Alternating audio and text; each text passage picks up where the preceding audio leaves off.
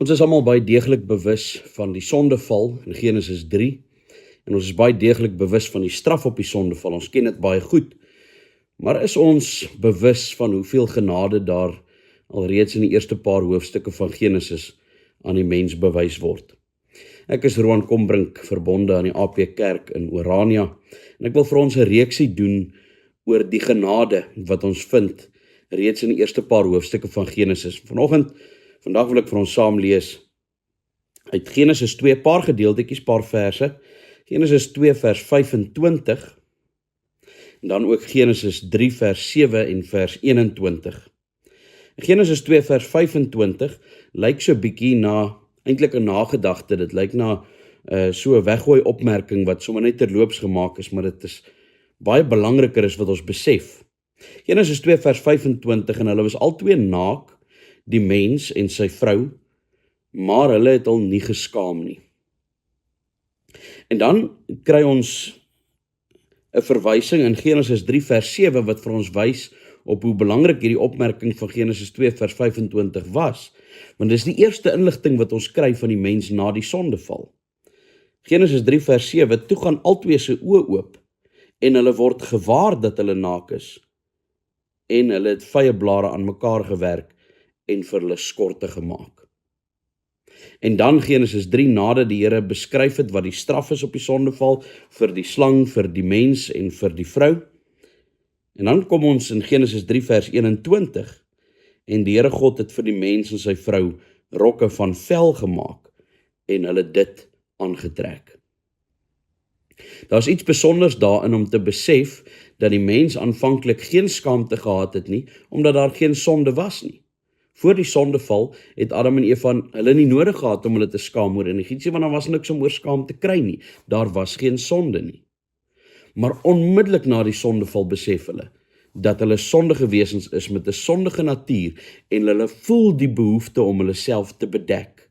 Probleem net, die mens het nie die vermoë om homself ordentlik te bedek nie. Die mens het nie die vermoë om werklik sy skaamte weg te vat nie.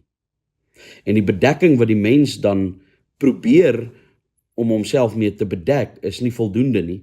Enige iemand wat al bietjie gaan vye pluk het in 'n vye boom en met die blare te doen gekry het, sal weet dat dit nie 'n baie goeie keuse was om vye blare te gebruik nie.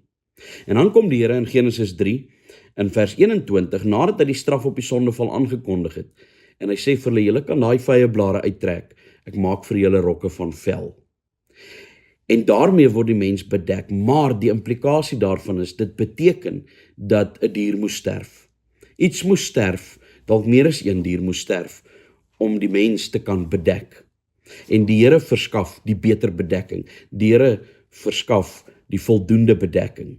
En dit wys natuurlik vooruit, saam met soveel ander genades in Genesis, wys vooruit daarop dat daar vir die mens uiteindelik 'n bedekking van sy sonde sal wees, maar dat dit 'n offer sal verg.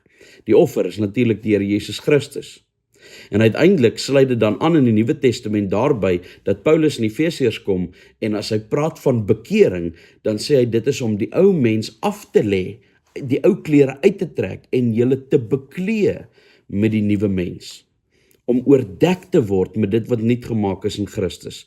Om uiteindelik te besef dat jy vergifnis ontvang het, dat jou sonde bedek is, en dat jy uiteindelik weer in hiernamaals geen skaamte sal hê nie. Nog nie volmaak in hierdie lewe nie. In hierdie lewe kan ons reeds besef dat daar vir my sonde betaal is, en dat my skande op die Here Jesus Christus geneem het, wat kaal aan die kruis moes hang, sodat daar uiteindelik vir my 'n bedekking kan wees vir my sonde, sodat my skaamte uiteindelik eendag in hiernamaals weggeneem sal word. Kom ons dank die Here daarvoor. So magtige God en Hemelse Vader, ons loof en prys U daarvoor dat U die een is wat ons bedek, dat U die een is wat deur die bloed van ons Here Jesus Christus ons sonde weggeneem het, dat Hy dit op Hom geneem het, ons sy geregtigheid geskenk het, Hy verneder was, beskaam was, sodat ons daarvan verlos kan word. Ons loof en prys U daarvoor, en ons bid dat U ons altyd aan U ons ewige dankbaarheid daarvoor sal bewys. Ons bid dit in die naam van ons Here Jesus Christus. Amen.